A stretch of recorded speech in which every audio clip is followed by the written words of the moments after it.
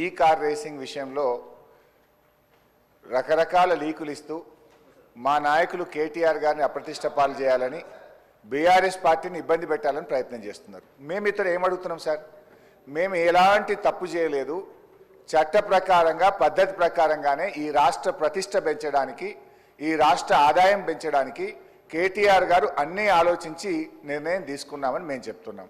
సభలో ఒక మంచి చర్చ చేద్దాం. నేనేమంటున్నా అంటే ఒకవేళ మేము తప్పు చేసినామంటున్నారు కదా, ఏం తప్పు చేసినామో ఈ సభలో చర్చ చేయడం ద్వారా ఈ రాష్ట్ర ప్రజలకు చెప్పండి.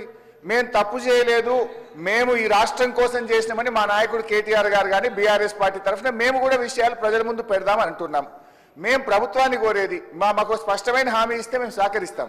ఇవాళ ఈ బిల్ తర్వాత చర్చ పెట్టారా, ఈ బిల్లు ముందు చర్చ పెట్టారా?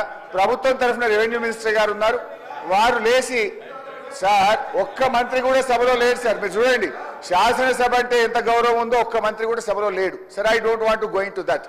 మేము అనేది ఒక్కటే, ఈ కార్ రేసింగ్ విషయంలో ఈ అసెంబ్లీ నడిచేటప్పుడు ఒక ఎమ్మెల్యే గారి మీద అక్రమ కేసు పెట్టిండ్రు.